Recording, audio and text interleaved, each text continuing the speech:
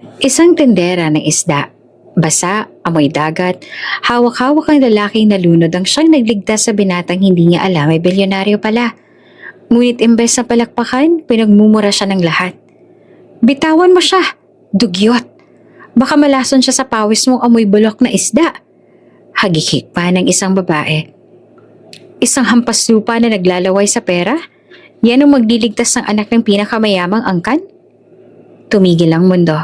Sa gitna ng kahihiyan, dumagundong ang langit. 5 helicopters ang sabay-sabay na lumapag. Mga spotlight na diretsong tumutok kay Ariela. Ligtas ba siya?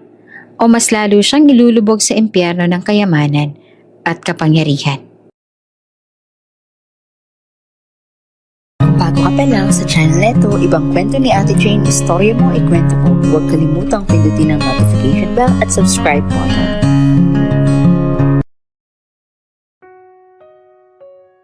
Bago pa sumilay ang liwanag, gising na si Ariela. Sa pagitan ng 2 kahong styro na may yelo at bangus, nakaluhod siyang tila sanay na sanay. Mabilis ang galaw ng kutsilyo, banayad ang hawi ng hasang, at sigurado ang hindi nasasayang ang laman.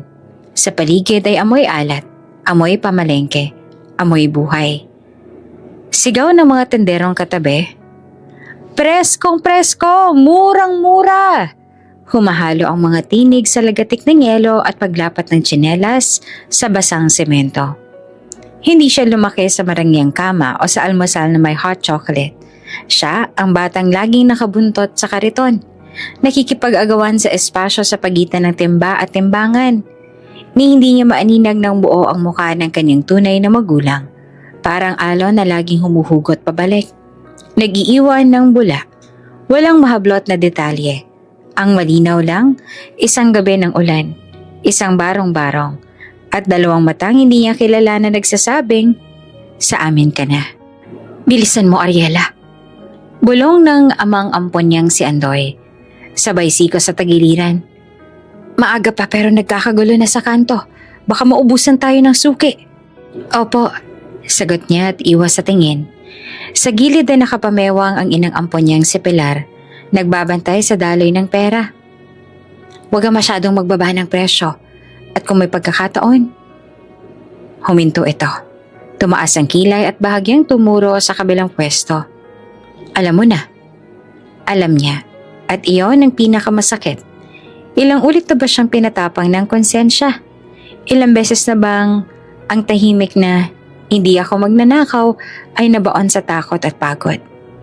Minsan, hinihila niya ang isang pirasong galunggong sa ilalim ng trapal ng kapit pwesto.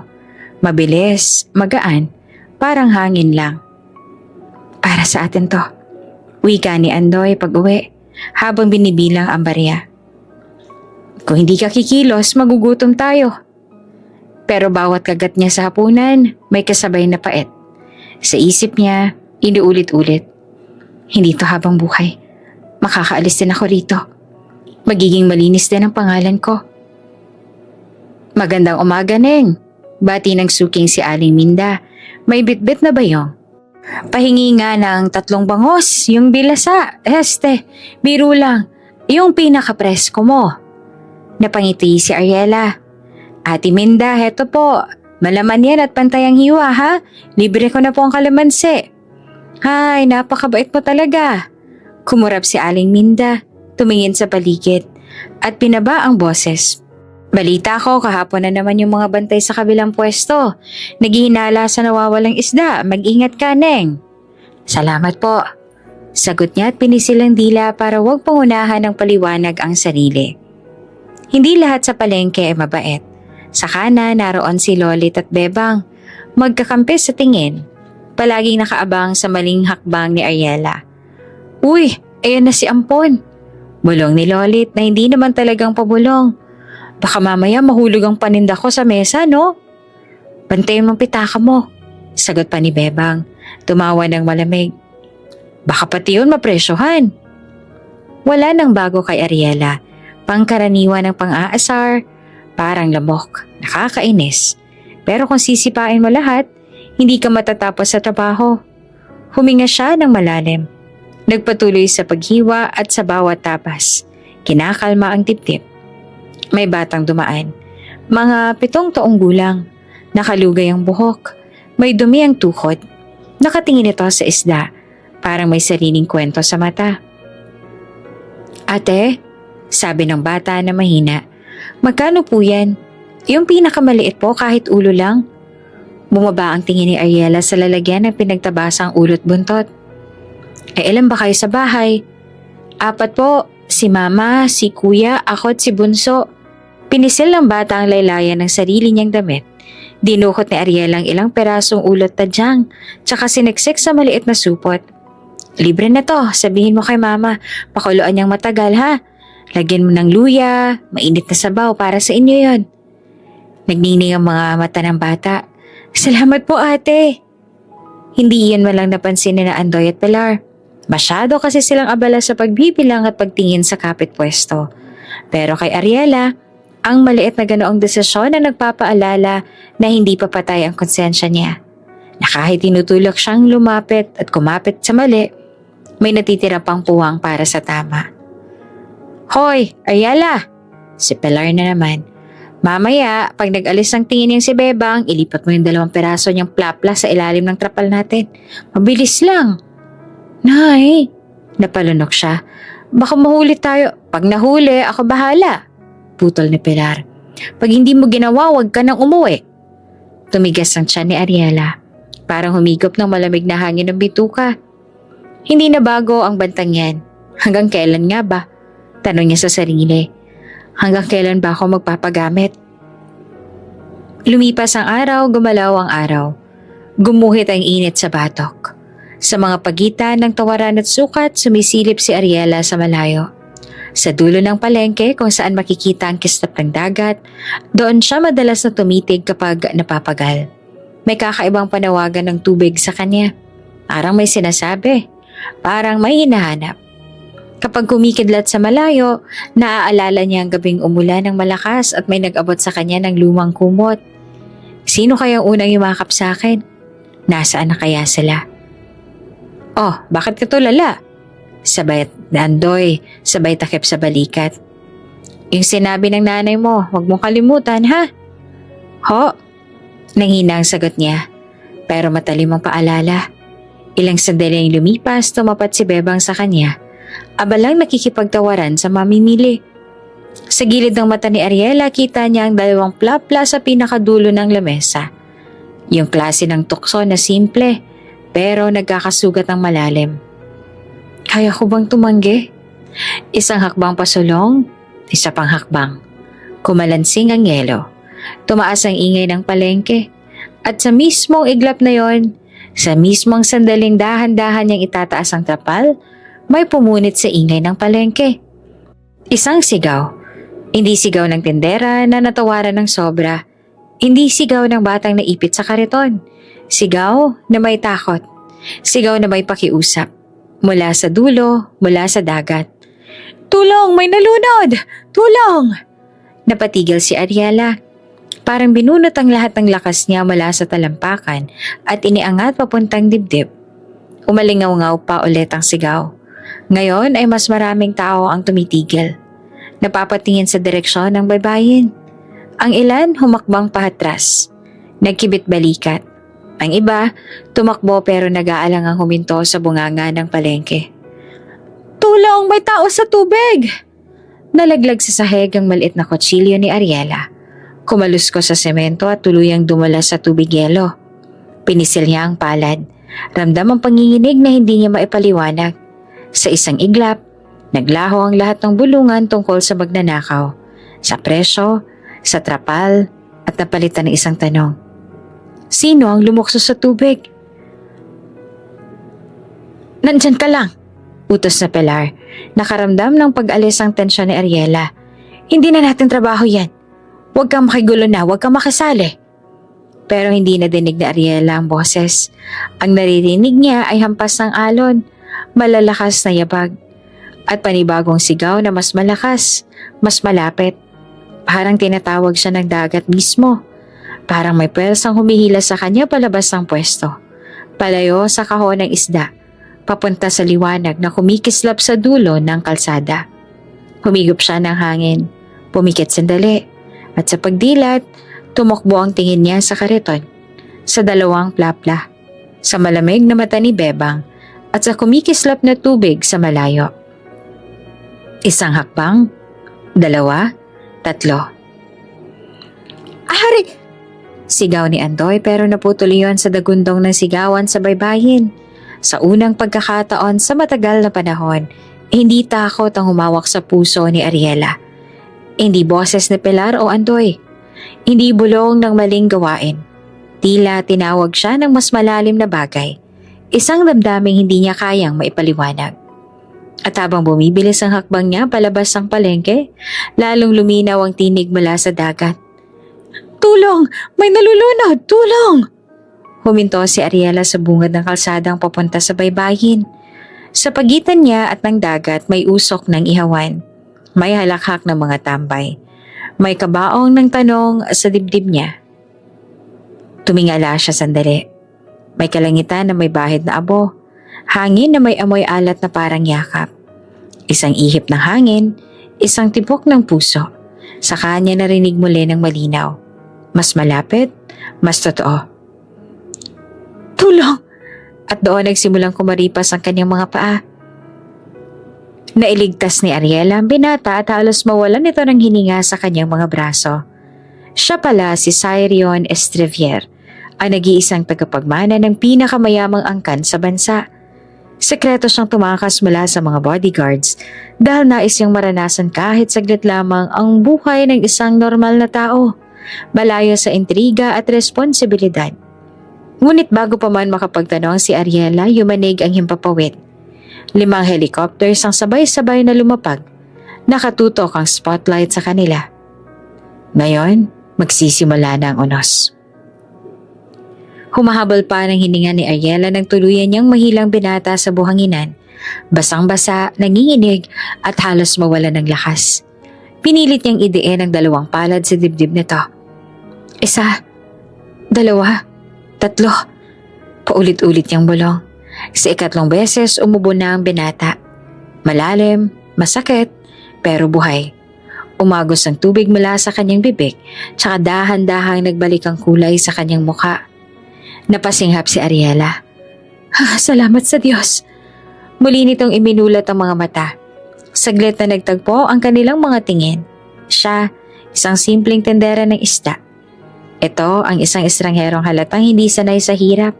Maputi, makinis ang palad. Halatang hindi hinahawakan ng isda o yelo kahit kailan. Sino kaya siya? Tanong ni Ariela sa sarili. Ngunit sa loob ng binata, nagsisiksikan ng mga alaala ng nakaraang oras. Nakahanap ako ng butas sa likod ng hotel. Isang tricycle lang ang katapat. Tumakas ako sa kanila, sa mga mata sa mga gwardya, para lang maranasan sana ang hangin, ang dagat, ang buhay na walang nakaalalay. Isang matamis na kalayaan na ilang minuto lang ay tinagal, hanggang sa nalunod siya. At ngayon, nakatingin siya sa isang babae na hindi niya kilala, ngunit nagligtas sa kanya sa halip na umiwas. Gusto niyang magpasalamat, pero nananatili ang mga salita sa loob. Sa paligid may iilang pumalakpak, ngunit mas malakas ang pang-uuyam. Bitawan mo siya! Dugyot, pakamalason pa sa pawis mo! Nakakahiya, tendera ng isda, hawak ang anak ng mayaman. Pinili na lang ni Ariela na hindi makinig. Mas mahalagang hininga ng binata kaysa sa mga dila ng tao. Hinawakan niya pa ang balikat nito. Sinigurong hindi ito maling lulubog sa kawalan. At doon, tumagundong ang langit. Una ay isang ugong na parang kulog. Sunod ay mas malakas pa na nagliparan ng mga dahon. Nag-ikot ang buhangin at sabay-sabay na nagsigawan ng mga tao. Helicopters? 5! Napatigil si Ariela at napakapit ng mas mahigpit sa estranghero. Mula sa kalangitan, bumaba ang 5 helicopters. Paikot-ikot na tila, nagsara ng isang higanting singsing sa himpapawid. Ang mga spotlight ay sabay-sabay na tumama sa kanila. Matingkad, matalim, walang tinatago. Ang mga mata ng lahat ay sa kanila nakatuon. Ang nalulunod na binata ngayon nasa kandungan ng isang tendera ng isda. Cyrion Estrevier! Dumagundong ang boses mula sa megaphone. Nanlaki ang mata ni Ariela. Estravier, ang pangalang naririnig lang niya sa balita. Nakikita sa mga gusali at bangko. Hindi siya makapaniwala. Ang binatang kanyang sinagip, siya palang nag-iisang tagapagmana ng pinakamayamang angkan sa bansa. Sa loob ni Cyrion, kumirot ang dibdib. Nahuli na nila ako. Siguradong sunod-sunod na sermon at bantay ang sasalubong sa kanya. Ngunit bago pa siya muling mawala ng ulerat, tumitig siya kay Ariela. Isang pasasalamat na hindi nasabi ng dila, pero malinaw sa mata. Napasinghap ang mga tao sa paligid. Anak ng Estravier? Dito? At sa kandungan ng tendera? Kumislap ang mga kamera ng cellphone. May sumisigaw, may humahabol sa spotlight. Ang iba kanina lang nang-uuyam kay Ariela. Ngayon parang biglang gusto siyang lapitan. Ngunit hindi gumalaw si Ariela. Hindi siya makapagtanong. Hindi siya makapagsalita. Ang lahat ng iniisip niya. Sino ka? Bakit ka narito? Nalunod sa ugong ng propeller at sa liwanag ng spotlight. At doon nagtapos ang tahimik na sandali. Sa gitna ng buhanginan, sa pagitan ng isang simpleng tendera at ng tagapagmana ng pinakamayamang angkan, nagsimula ang unos. Sapagkat hindi pa man siya nakakahinga ng normal, paparating na ang susunod na alon ng kapalaran. Mula sa isa sa mga helicopters, bumaba si Cassandra, isang sikat na modelo na sinusuportahan ni Senior Vargos para sa business endorsements. Bagamat hindi anak ni Vargos, kinikilala niya ito dahil ang edad nito'y nagpapaalala sa kanyang matagal nang nawawalang anak.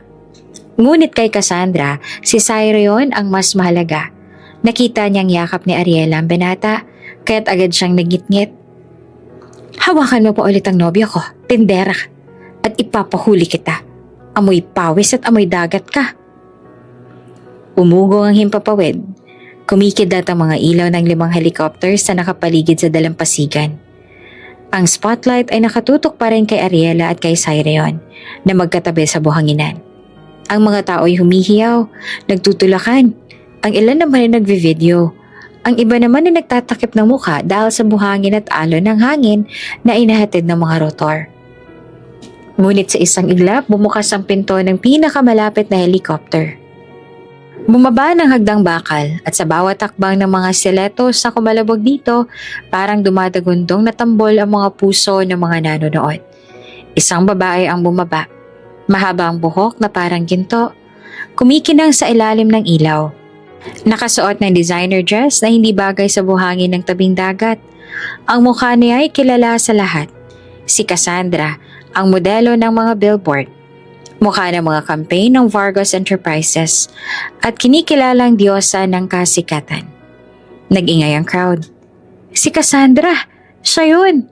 Ang ganda niya, para siyang diwata. Uy, di ba siya yung girlfriend ng Estravier, di ba? Maging si Ariela ay napatingin, natigilan. Ang babae bumababa na parang may sariling entablado. Hindi natitinag sa hampas ng hangin mula sa helicopter. Nakaangat ang baba. Malamig ang titig, at ang bawat takbang niya ay may kasamang pagkamuhi. Sa gilid ng kanyang isip, umalingaw-ngaw ang dahilan kung bakit nandoon si Cassandra. Matagal na siyang paborito ni Senior Vargos. Hindi dahil sa dugo o dugo ng pamilya, kundi dahil ang edad nito ay nagpapaalala sa kanyang anak na matagal nang nawala. Sa mata ni Vargos, si Cassandra ang anino ng kawalan, kaya binuhusan niya ito ng suporta, ng pera, ng glamour.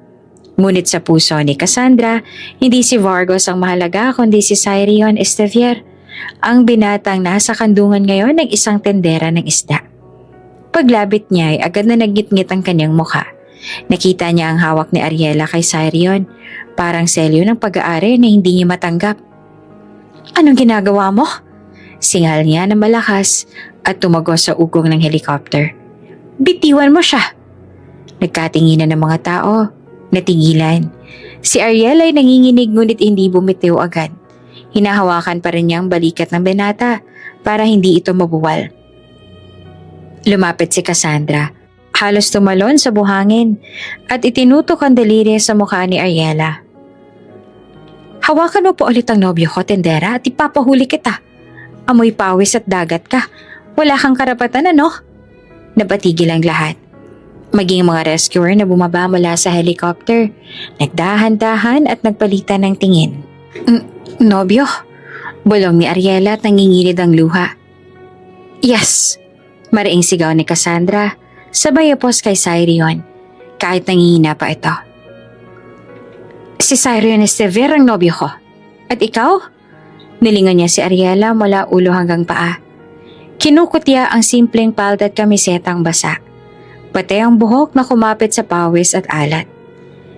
Isang tindera ng isda lang. Amoy kaing ng bangos.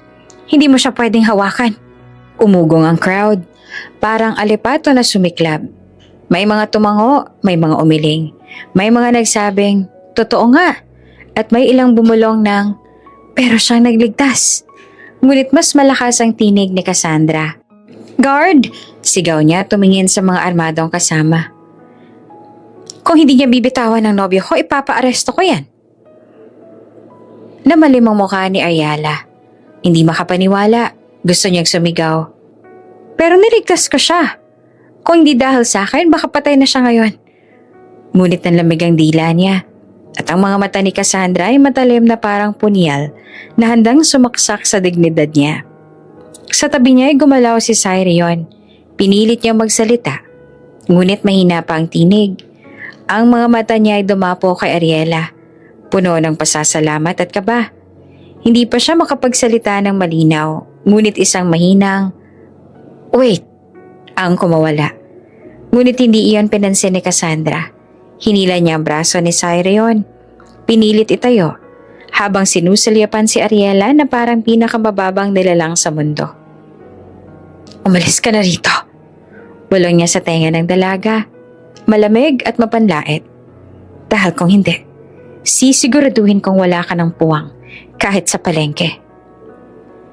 Sa isang iglap na palunok si Ariela, nag-init ang pisngi at halos tumulo ang luha. Ngunit sa ilalim ng spotlight at sa gitna ng ugong ng mga helicopter, pinilit niyang tumindig. Hindi niya hinayaan na makita ni Cassandra ang kanyang panghihina. Buhay ang niligtas ko. Bulong niya sa loob, hindi pangalan. Isang banggaan ng dalawang mundo. Ang tindera ng isda at ang diyosa ng glamour. Pareho nakapalibot sa iisang binata na magiging ugat ng unos. Nangingibabaw pa ang boses ni Cassandra sa ugong ng 5 helicopters. Hawak-hawak niya ang braso ni Cyrion. Pilit itong itinatayo. Samantalang nakatitig kay Ariela na para bang isa lamang itong alikabok na dapat ipagpag. Ang mga tao ay nagbubulong-bulungan. Ang ilan nakikisigaw. Ang iba naman nanonood lang, sabik sa eksena. Ngunit biglang may bumukas pang isa pang pinto ng helicopter. Ang pinakamalaki, nasa gitna ng lahat. Mabigat ang yabag ng mga sapatos na bumaba. Mabagal ngunit puno ng otoridad. Ang bawat hakbang ay tila may dalang utos na hindi pwedeng labagin. At doon siya bumungad, si Doña Valeria Estevier, ang kilalang matriarka ng pinakamayapang angkan sa bansa. Nakaitim na damit na may balahibong puti sa balikat. Malapad ang sombrerong sumasalo sa liwanag ng spotlight. Ang kanyang mga matay matalim, malamig, parang yelo na handang tumusok sa laman ng sinumang haharang. Napasinghap ang mga tao. Si Doña Valeria, ang reyna ng Estevier. Naku, patay na yung tindera. Siguradong sisigawan siya niyan. Humakbang si Doña Valeria pababa ng hagdan ng helicopter, kasabay ng 2 gwardyang nakaitim na suit at may earpiece. Ang mga mata niya ay dumiretso agad sa anak, basang-basa, nanginig at nakasandal sa kadungan ng isang babae. Isang tindera, isang taong hindi niya kilala. Hindi niya kinikilala. Cyrion! Malakas ngunit malamig ang boses ni Doña Valeria. Anong kahihiyan to? Natahimik pa ang crowd. Ang mga rotor ng helicopter parang biglang lumamlam. Ang tanging nangingibabaw ay ang tinig ng reyna ng Estevier. Lumapit siya. Bawat takbang ay sinasalubong ng takot at paghanga ng mga tao. Huminto siya sa harap ni Ariela. Tiningnan nito mula ulo hanggang paa. Basa, amoy dagat, may buhangin pa ang buhok. Layuan mo ang anak ko, mariin niyang sabi, puno ng paghamak. At baka mahawa ito sa mga kaliskis ng mga isdang ibinibenta mo. Parang tinamaan ng sampal si Ariela. Umalingaw-ngaw ang katahimikan. Ang mga taong nakatunganga, nakikisilip kung anong magiging sagot niya. Si Cassandra ay nakangiti ng mapanlait sa gilid. Sabik makita ang pagbagsak ng tendera. Ngunit hindi umatras si Ariela. Nananatili siyang nakaluhod sa tabi ni Cyrion. Nakahawak pa rin sa kanyang balikat para hindi ito mabuwal. Humihigop siya ng hangin. At sa gitna ng spotlight at libo-libong matang nakatutok sa kanya, nagsalita siya. Buhay naman ang niligtas ko. Matapang nuwika ni Ariela. Hindi pangalan? Umalingaw-ngaw ang kanyang tinig. Maging ang ilang oseserong kanina lamang ay nakikisigaw ng pang-aalipusta. Napakagatlape. May mga sumimangot. May mga nagulat. Si Cassandra halos malaglag ang panga at agad na sumabat. Anong lakas ng loob mong sumagot, ha, tendera? Hindi mo alam kung sino ang kausap mo. Ngunit hindi na nakapagsalita agad si Doña Valeria. Isang segundo siyang natigilan. Isang tendera lang ang nagsalita ng direkta sa kanya. Hindi yumuko, hindi nanginig, hindi tumatakbo. Ang mga mata niya'y kumislap ng matinding galit. Ikaw, bulong ni Doña Valeria. Malamig na parang binibigkas ang sumpa. Hindi mo alam kung anong pinto ang binuksan mo. At sinisigurado ko, hindi ka magtatagal sa paligid ng anak ko. Napatitig naman si Ariela, pero hindi siya umatras. Hindi siya sumigaw. Hindi rin siya ngumiti. Nanatili siyang matatag. Kahit nanginginig ang kamay niya. Sa likod ng kanyang isip, alam niyang nagsimula na ang laban na hindi niya hinihiling. Isang laban sa pinakamakapangyarihang babae sa bansa. Si Cassandra sumandal sa gilid ni Doña Valeria. Nakataas ang kilay. Tama ka, Doña. Isang ganitong babae, tendera ng isda. Wala siyang karapatang humawak kay Cyrion. Dapat paalisin siya ngayon din. Ang mga tao naman ay muling nagbulungan. Ang ilan ay kinagat ang labi. Ang iba naman ay naglabas ng cellphone para kuhanan ng video. Ang eksenang ito ay parang pelikula. Ang reyna ng Estrevier, ang sikat na modelo, at ang isang simpleng tendera ng isda na lumaban gamit ang tinig at tapang. At sa mismong gabing iyon sa dalampasigan na basang-basa ng alat at buhangin, nagtanim ng binhi ng puot sina Doña Valeria at Cassandra laban kay Ariela. Isang puot na hindi madaling mapapawi. Isang sugat na hahantong sa mas matinding digmaan sa mga darating na araw. Tahimik ang dalampasigan maliban sa ugong ng 5 helicopters na nakabantay sa paligid. Nakatutok pa rin ang spotlight kay Ariela at kay Cyrion na ngayon unti-unti nang nakababawi ng lakas. Sa gilid ay nakatayo si Cassandra, kumakapit sa braso ng binata na para bang pinapakita sa lahat na siya lamang ang may karapatang nandoon. Sa likuran ni Doña Valeria ay nanlilisik ang mga mata, malamig na malamig, tila naghahanda ng matalim na hatol. Ngunit bago pa makapagsalita ang reyna ng Estrevier, isang tinig ang nagpasabog ng katahimikan. Mahina sa una, ngunit mariin at matatag. Bilang pasasalamat, huminto si Cyrion, huminga ng malalim, at tinitigan si Ariela na nakaluhod pa rin sa tabi niya. Dadalhin ko siya at ang kanyang pamilya sa ating mansyon. Parang sumabog ang isang bomba. Umalingaw-ngaw ang bulungan ng mga tao. Ano raw? Dalhin ang tendera sa mansyon? Imposible. Maging si Ariela ay nanlaki ang mga mata. Anong sinabi niya? Sa mansyon? Hindi siya makapaniwala. Kung simpleng pasasalamat lang, sapat na ang salamat. Ngunit si Cyrion ang tagapagmana ng Estrevier. Nagbigay ng pasya na para bang batas na hindi maaaring tutulan. Cyrion, singal ni Doña Valeria na mariin at puno ng galit. Anong kalokohan to? Dadalhin mong mga taong to? Mga taong hindi mo kilala sa ating bahay? Sa mansyon ng Estrevier? Nanginginig ang boses niya, hindi sa takot, kundi sa galit na natapakan ang kanyang dangal. Ang pangalan ng kanilang pamilya, pinaghirapan at pinangalagaan sa loob ng maraming henerasyon. Ngayon tila gugulong sa putik dahil lang sa isang tendera ng isda. Hindi pa natapos ang salita ni Doña Valeria nang agad sumabat si Cassandra. Mahigpit ang hawak kay Cyrion. Huwag mong kalimutan, Cyrion. Isa siyang walang pinag-aralan. Hindi mo siya pwedeng iharap sa mga tao, lalo na sa lipunan kung saan ka nabibilang. Ang gawin mong pagpapasok sa kanya sa mansyon ay kahihiyan hindi lang para sa'yo, kundi para sa buong angkan mo. Umugong muli ang crowd. Ang iba'y pumapalakpak. Ang iba'y nangungutya kay Ariela.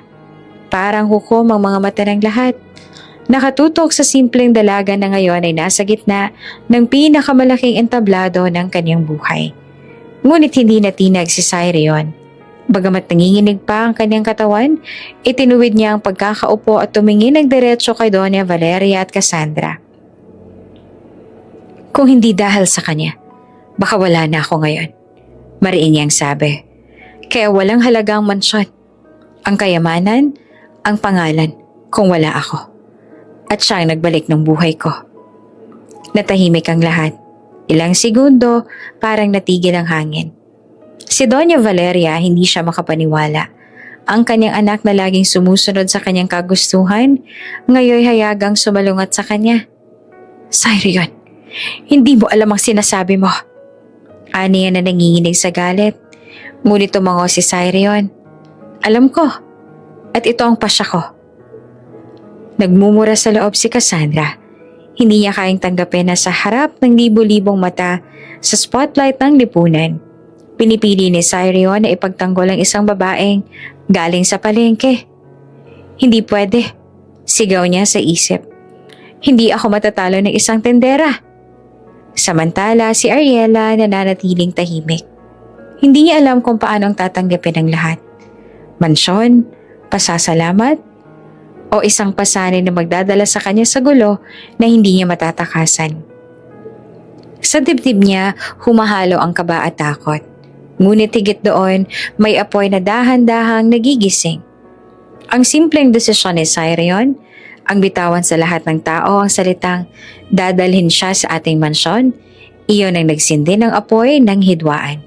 Hidwaan sa pagitan ng ina at anak. Hidwaan sa pagitan ng kasintahan at ng isang tagapagligtas. At higit sa lahat, hidwaan ng dalawang mundo. Ang mundo ng karangyaan at ang mundo ng isang tendera ng isda. Sa gabing iyon, sa ilalim ng spotlight ng 5 helicopters at sa mga mata ng lahat, formal na nagsimula ang laban. Isang laban hindi lang para sa pangalan, kundi para sa puso. Kinabukasan, matapos ang kaguluhan sa dalampasigan at ang mariing pahayag ni Cyrion, naging laman ang lahat ng balita ang pangyayari. Tagapagmana ng Estrevier, iniligtas ng isang tendera ng isda. Sigaw ng mga headline. May kasama pang larawan kung saan kitang-kita si Ariela. Basang-basa, hawak ang braso ni Cyrion habang nakatutok ang spotlight sa kanila. Sa maliit na barong-barong na inuuwian niya, halos mabingi si Ariela sa ingay ng mga kapitbahay. Siya yun oh, nasa dyaryo si Ariela. Baka maging artista yan. Baka naman magkapera na tayo dyan, Ariela. Ngunit sa halip na tuwa, kaba ang nangibabaw sa dibdib niya. Bakit ba ako pumayag na sumama? Tanong niya sa sarili. Bakit ba hindi ako tumanggi kay Cyrion? Sa tabi niya nakaupo si Andoy at Pilar. Ang kanyang mga ampon na magulang, ngunit imbes na tuwa para sa kanya, ibang ningning ang nasa mga mata ng dalawa. Hindi ningning ng pagmamalasakit kundi ng kasakiman. Ayun na Ariela, wika ni Andoy. Kumakamot ng batok pero nakangiti ng palihim. Ito ng pagkakataon. Nakapasok ka na sa mundo ng mga Estrevier. Sa wakas makakabawi na tayo. Makakabawi? Tanong ni Ariela na naguguluhan. Ang ibig niyong sabihin? Sumabat pa sa Pilar. Mabilis parang hindi na makapaghintay. Anak, hindi mo ba nakikita? Sa mansyon ka natitira. Sa mansyon ng pinakamayamang pamilya sa bansa. Isipin mo na lang kung gaano karaming ginto, alahas at perang nakatago roon. Aba, hindi lahat ng tao ay nabibigyan ng ganiyang tsansa. At ikaw, Ariela, ikaw ang susi. Nanlamig ang pakiramdam niya. Inay, itay, hindi naman pwede yun. Niligtas ko si Cyrion dahil kailangan niya ng tulong. Hindi naman para gamitin siya. Ngumisi si Andoy, may halong pananakot ang tinig. Ariela, huwag kang magmalinis. Kung hindi dahil sa amin, patay ka na noon pa. Kami ang nagpalaki sa'yo. Kaya ngayon, panahon na para supplian mo. Pero hindi yun tama. Halos pasigaw na sabi ni Ariela. Hindi naman ako magnanakaw. Lalo na ngayon, hindi ko dadalhin ang kahihiyan sa harap ng taong tinulungan ko. Nagpalit ang anyo ni Pilar. Naging malamig at matalim. Ariela, tandaan mo. Wala kang ibang pamilya, kundi kami. At kapag sinuway mo kami, baka makalimutan namin ikaw ay anak-anakan lang namin. Ano sa tingin mo mangyayari kung ikalat namin sa mansyon na may bahid ka ng pagnanakaw? Sa tingin mo, tatanggapin ka pa nila? Napatigil si Ariela. Sa kabila ng kanyang tapang, ramdam niya ang paginginig ng tuhod. Alam niyang kayang siraan siya ng mga taong ito at walang makikinig sa kanya laban sa sariling pamilya. Ang mga sugat ng nakaraan, ang takot na maiwan muli, lahat iyon ay nagbabalik. Ano bang gagawin ko? Bulong niya sa loob. Kung lalaban ako, baka mawalan ako ng tahanan. Kung susunod naman ako, dudungisan ko ang sarili kong pangalan. Pagdating ng araw ng pag-alis, isang mamahaling sasakyan ang sumundo sa kanila. Hindi naman makapaniwala si Ariela habang nakasakay sa likod. Malambot ang upuan, malamig ang aircon at mula sa bintana nakikita niya ang mga lugar na dating nilalakad lang niya. Sa tabi niya nakaupo si Cyrion, nakangiti ng banayad. Halatang nagpapahinga pa mula sa nangyari. Ariela, mahinanit ang sabi. Salamat nga pala ulit. Kung hindi dahil sa'yo baka wala na ako ngayon. Napatungo siya, hindi siya makatingin. Hindi niya kayang banggitin ang bigat na dala niya. Hindi niya masabi ang lihim na binabalak ng kanyang ampo na pamilya. Nang marating nila ang mansyon ng Estrevier, halos hindi makahinga si Ariela. Malawak na bakuran, mga punong-puno ng ilaw, at gusaling parang palasyo na may puting haligi at malalaking bintana. Ang mga kawani nakapila sa harap. Yumuyo ko kay Doña Valeria at kay Cyrion. Ngunit sa gilid, ramdam niya ang malamig na mga mata ni Cassandra at ng mismong ina ni Cyrion. Welcome to the Estrevier Mansion. Malamig na bati ng isang butler. Habang pumapasok sila, muling sumagi sa isip ni Ariela ang mga salita ni Pilar. Ginto, alahas, pera.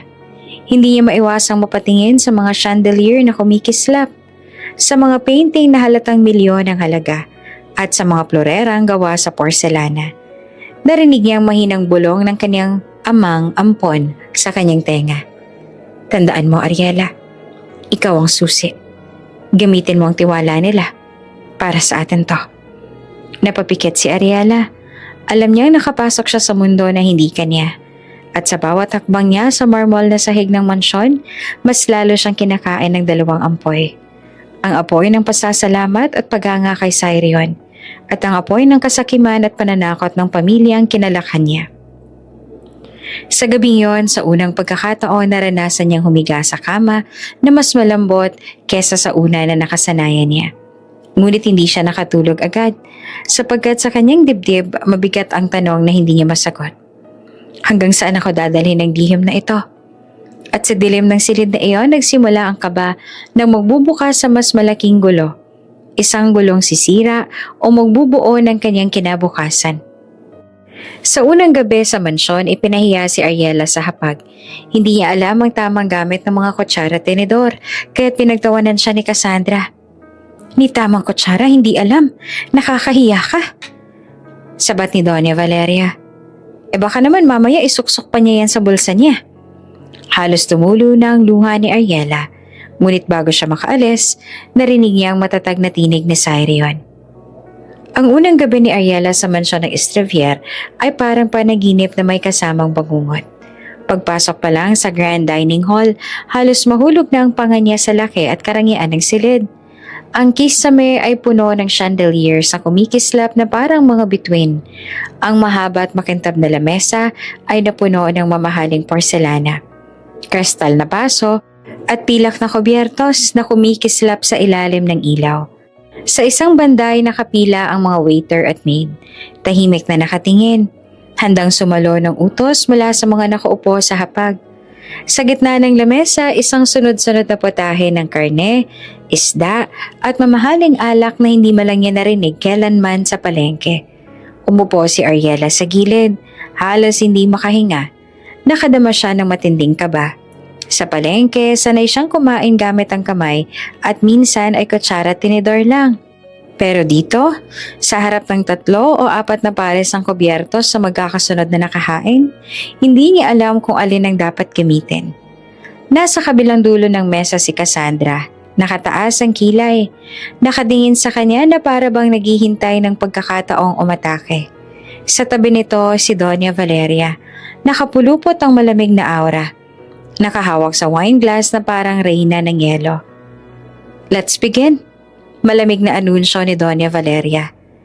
Isa-isang nagsilbi ang mga waiter ng sopas. Malamig ang kamay ni Ariela habang hawak ang unang kutsara. Pinilit niyang gayahin ang ginagawa ng iba, pero nadulas siya. Muntik pang tumapon ng sabaw sa plato. Agad naman tumawa si Cassandra, malakas sa parang musika ng pang-aalipusta. "Ni kutsara hindi alam, nakakahiya ka naman." Napatingin sa kanya ang mga waiter. Ang ibang kawani at maging si Ariela ay napapikit sa kahihiyan. Ang dugo niya ay umakyat sa pisngi at halos hindi niya maigalaw ang kamay. Hindi pa nakontento si Cassandra kaya't umiling siya ng may ngisi. "Paano mo naman haharapin ang mga bisita dito kung hindi mo alam kung alin ang dessert fork at alin ang salad fork? Baka mamaya kutsarita pa ng kape ang gamitin mo sa steak." Nagtawanan ng ilan sa gilid, lalo na ang mga kaalyado ni Cassandra sa mansyon.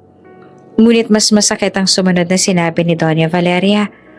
Malamig, direkta, walang patumpik-tumpik. "Baka mamaya isuksok pa niya yan sa bulsa niya. Sanay naman siya sa palengke. Ano ba naman ang magbulsa ng pilak, hindi ba?" Parang sinaksak si Ariela. Ang mga salitang yon ay humiwa ng mas malalim kaysa sa lahat ng panlalait na narinig niya sa palengke. Doon tinatawag siyang ampon, magnanakaw, hampas lupa. Pero dito sa mansyon, sa harap ng pinakamakapangyarihang tao, inihayag na para bang totoo ang lahat ng iyon. Nanginginig ang mga kamay niya, halos tumulo ang luha. Gusto niyang tumayo, tumakbo palabas, iwanan ang lahat ng ito. Bakit ko pa ba tinanggap ang paanyaya ni Cyrion? Hindi ako bagay dito. Hindi ko tumundo. Ngunit bago pa siya makagalaw, bago pa siya tuluyang bumagsak sa kahihiyan, isang tinig ang pumunit sa katahimikan. Enough. Malalim, mariin at puno ng otoridad ang boses na yon. Ang lahat ng mga mata ay napalingon sa dulo ng mesa, kay Cyrion. Nakatayo siya, hawak ang basong ngunit hindi umiinom. At matalim ang tingin kay Cassandra at sa sariling ina. Kahit hindi pa lubos ang kanyang lakas, ramdam ng lahat ang bigat ng kanyang tinig. "Kung may dapat akong ipahiya ngayong gabi," patuloy niya, "ako yun. Dahil ako ang nagdala sa kanya dito. Kung wala siya, baka wala na ako ngayon. At kung iyon ang kapalit ng buhay ko, isang kutsara tinidor, handa akong isugal yun." Natahimik ang buong hapag. Si Cassandra, napanganga, hindi makapaniwala na sa harap ng lahat, ipagtatanggol ni Cyrion ang isang tindera ng isda laban sa kanya. Si Doña Valeria, nanlilisik ang mga mata, ngunit hindi makasagot agad. Si Ariela naman ay napahawak sa dibdib, para bang biglang nawala ang bigat na pumipiga sa kanyang hininga. Para bang sa unang pagkakataon mula nang pumasok siya sa mansyon, may tumayo para sa kanya. At sa gabing iyon, nagsimula ang mas matindi pang apoy. Hindi lang ng galit ng 2 babae laban sa kanya, kundi ng pag-uspong ng kakaibang lakas sa kanyang dibdib. Hindi pa man natatapos ang hapunan, malinaw na malinaw. Ito ang simula ng digmaan, hindi lamang sa lipunan, kundi sa puso. Pagkatapos ng tensyong hapunan, halos hindi na makatingin si Ariela sa mga mata ng mga tao sa mansyon. Ramdam pa rin niya ang init ng pamumula sa kanyang pisngi mula sa pangahamak ni Cassandra at Doña Valeria. Nang tumayo siya para magpaalam, mabilis siyang hinabol ng tinig na pumunit sa katahimikan ng silid. "Huwag kang aalis." Malakas, mariin at walang halong pag-aalinlangan ng boses na iyon. Lahat ng nasa hapag ay napalingon. Ang mga waiter natigilan, Si Cassandra napasapo sa dibdib. Si Doña Valeria muntik mabitawan ang hawak na wine glass. Nakatingin si Cyrion kay Ariela. Matalim at puno ng pakiusap ang mga mata. Kung aalis ka, aalis din ako. Napatigil si Ariela. Parang kumirot ang loob niya. Hindi niya inaasahan ng ganoong katapang na salita mula sa binatang halos ikamatay niya sa dagat. Pakiramdam niya biglang naging mas mabigat ang kanyang mga paa. Hindi niya alam kung makakalakad palabas. Cyrion, huwag ka nga magbiro. Sabat pa ni Cassandra, pilit na tumatawa, ngunit nanginginig ang boses. Hindi mo naman siniseryosong sinabi mo, diba? Iiwan mo ang sarili mong pamilya? At ito, isang tendera lang? Ngunit hindi nagbiro si Cyrion. Tumayo siya. Nilampasan ang nakatingin ng mga panauhin at marahang lumapit kay Ariela. Hinawakan niya ang braso nito. Mariing hinigpitan na para bang ayaw niya itong mawala. Naglaho ang lahat ng damdamin kay Ariela. Takot, kaba, at isang bagay na hindi niya maipaliwanag. Paano kung lalo siyang kamuhian ng lahat dahil sa mga salitang binitiwan ni Cyrion? Paano kung isipin nila na ginagamit niya nga ang sitwasyon? Hindi ko naman ginusto to. Bulong ng isip niya. Bakit ba hindi nila makita na tumulong lang ako? Ngunit sa gitna ng takot, naramdaman din niya ang kakaibang init sa dibdib. May kung anong kapangyarihan sa tinig ni Cyrion na pumipilit sa kanya na manatili. Hindi niya alam kung awa, pasasalamat o isang damdamin na mas malalim pa. Cyrion, singhal ni Doña Valeria na malamig na parang yelo. Hindi mo alam ang mga pinagsasasabi mo. Ang desisyon mo ay nakasalalay sa pangalan ng pamilya. Hindi ka pwedeng basta-basta magpahayag ng ganyan sa harap ng lahat. Ngunit nanatiling nakatitig si Cyrion kay Ariela. Kung aalis siya ngayon, Mama, aalis din ako. Hindi ako makakapayag na mawala siya matapos niya akong iligtas. Nagbulungan ang lahat ng panauhin. Ang ilan ay napanganga. Ang iba'y napahawak sa kanilang bibig na parang nakapanood ng isang eksena sa pelikula. Si Cassandra nanginginig sa galit at halos sumabog ang kanyang dibdib sa inis. Ano ba meron sa kanya, Cyrion? Halos pasigaw niyang sabi. Isang tendera lang naman siya. Wala siyang pinag-aralan. Wala siyang lugar dito. Samantalang ako ang kasama mo sa lahat ng events.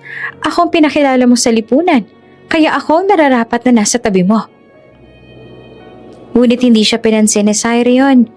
Ang lahat ng atensyon niya ay na kay Ariela lang. Nanginginig ang kamay ng dalaga. Hindi niya alam kung dapat ba siyang umiti bilang pasasalamat o umalis na lang ng tuluyan. Gusto niyang magpaliwanag, ngunit natatakot siya.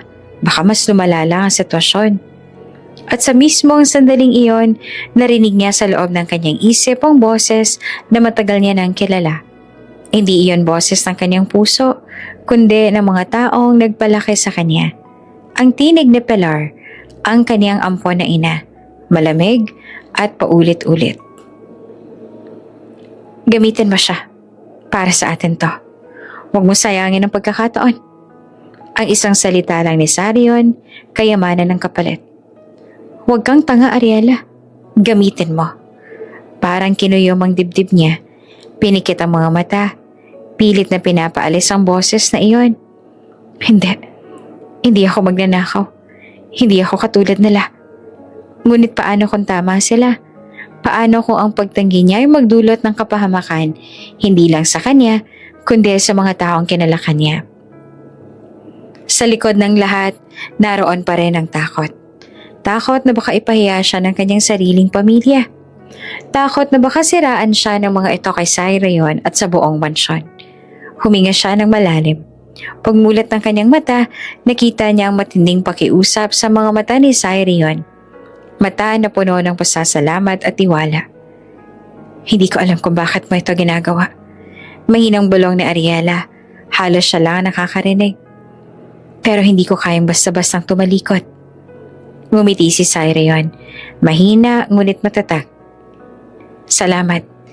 Yan lang ang kailangan ko ngayon. Na manatili ka. Sa gilid ni Doña Valeria ay napailing. Malamig ang titig. at si Cassandra ay halos magliyab sa galit. At sa hapag na iyon, malinaw na nagsimula ang mas malalim na hidwaan.